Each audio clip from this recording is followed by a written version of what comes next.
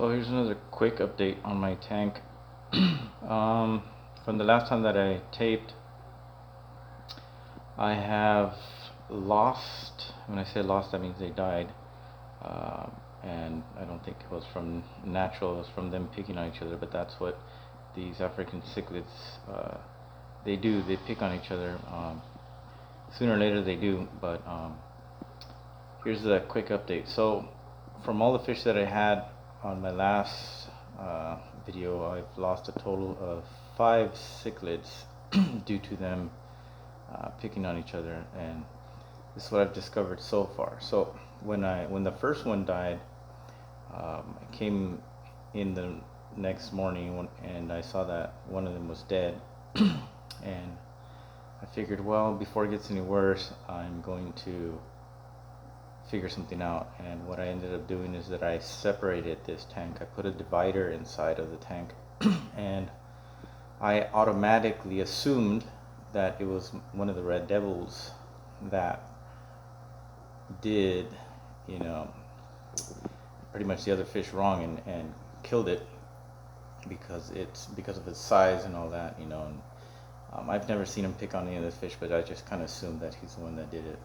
And it turns out that he was not the one that did it, and neither did the other red devil cichlid. So what I ended up doing, just to give you a quick example of what I ended up doing, ended up getting this thing here, which I purchased at Home Depot, and you can buy these at Home Depot, and you can trim them and cut them to whatever size you need.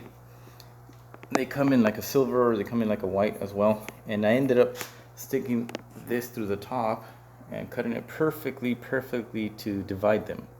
So I divided the tank. As you can see, they're not going to be able to fit through there. So I divided the tank, and I had on this side, I had the largest fish over on this side, all the big guys. I had the 2 red devils, which is that guy right there. He's about 8 inches already. That one in the back, the white one, he's about 7 inches. Then I had him in there as well. Who else did I have on this side? I had an aggressive cichlid, which I knew he was aggressive already. Where's he at? There he is, this sucker right here. Alright, guy right there with the black and white stripes. So I had him also as well on this side of the tank, and I had the big Texas cichlid that you see there on this side of the tank as well. So all the big guys were over here chilling. I had removed all the rocks, everything. There was nothing in there but just sand. So it was pretty plain, pretty dull and boring for them. And I put all of the rest, all of the small guys, the peacocks, the mbunias, all the rest were on the other side, were on this side of the tank. And I left them there for about a month. And it turns out within that month, I lost 4 more cichlids. And I lost 2 peacocks and 2 more of the mbunias.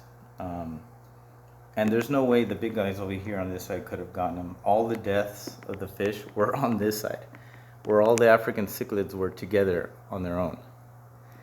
So pretty much, I just discovered that they're the ones killing themselves off, hurting themselves, being aggressive with themselves, regardless of anything. They do it. They like to bother each other and chase each other, and There's nothing I can do about it now. So I said, you know what? If they're gonna do that to each other, and it's gonna happen, well, I might as well just let them be then. Let them be, give them their freedom, and let them, swim freely. So I decided to take the divider out, let them be free again, have the whole fish tank to themselves, and I decided to put their rocks back in there, and I put all the rocks back in there. I even put some plastic plant potteries, as you can see. I cut them out, make some little doorways for them, and give them more places to hide, more homes, instead of leaving just the sand, and giving them their houses so that they can call their own. It turns out that they were very happy. I don't know if it was because they were just kind of like bored. They didn't have anything in there but sand for a month. But I've had this set up for almost a month now, and I haven't had any issues, any problems. They haven't hurt each other or anything yet. Anything, I don't want to jinx myself, but you know, they're fine. No one's getting hurt anymore, and they seem to be doing good. I decided that I would put this semi divider, and I say semi because it only goes up to a certain length, to a certain extent, you know, and then that's it. So if they're getting bullied or picked on, they can swim to this side of the tank or whatever, and if it's over here that they're getting picked on or bullied, they can swim to this side of the tank, and that wall kind of divides them and helps them.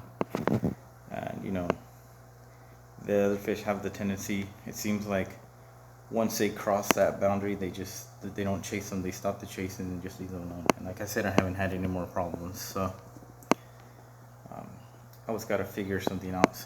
I see it as a way of studying them and their behavior and what they do and what they don't like and what bothers them, what doesn't bother them. And as you can see, they can do fine. I also discovered that as these guys are growing, these red devils, this guy here, like I said, he's about 7 inches. The other red devil that's in there, he's about 8 inches. But I discovered that when they start to play aggressively, you know, like they start to grow that bump on their head, on their forehead. That bump on their forehead starts to get bigger and bigger as they play aggressively. That's why for some flower horns, some people suggest to put mirrors in there, and they kind of fight with themselves in the mirror, and that aggressiveness gets there. Kind of like they say, they get big-headed, they get stubborn and get more aggressive, and they don't want to, and that bump just gets bigger. But as they mellow out, so does that bump. That bump goes down because it was a lot bigger than that. Like I didn't even think it was gonna go back down. So when I started noticing that it was going down, I was pretty surprised. You know, but they're doing good. You know, had some lost 5 fish, but I guess it kind of happens. You know, even if they're super healthy and nothing's going on, they kind of just croak over one day. I guess they don't have a very long lifespan unless they grow really big. But obviously, them picking on each other isn't gonna help. But as you can see, all the rest are doing fine. I had 2 yellow ones like that, which were a little bit different, but those were the ones that I lost. I lost 2 yellow ones like that, and then 1 white one, like the one that you see back there, but he had a little bit of yellow on his fins. And then I lost a peacock like that, but had more white as well. And then I lost, what the peacock kind of was. It was like a, kind of like that bluish yellowish with the blue face and the yellow fins. Kind of like this guy, but just more colors were a lot different. So they like to pick on each other, but they're doing fine. As for my 2 green terrors, they're still there. They're still growing. They all like to chase each other every now and then, but they don't really do it like to the point where they're like constantly on a daily basis, hour after hour, bugging each other. They do what they're doing now. They just kind of chase each other and then leave each other alone. And this guy pretty much made that place his house. He doesn't like anyone going in there. He chases them from like there to like right here, maximum to the wall, and then he leaves them alone. Then they all come back and he chases them again. But as you can see, for the most part, they're cool. And that was it. That's the update. You know, keep the filters clean, keep the water the way it's supposed to be, as best as possible. Don't overfeed them, but don't underfeed them either, because then they get hungry and that makes them aggressive. And that's it. You know, they pretty much pick up on your vibes. So you're kind of like in a bad mood, they're kind of, so like a dog or a cat or something, they get in a bad mood too. So gotta keep it cool.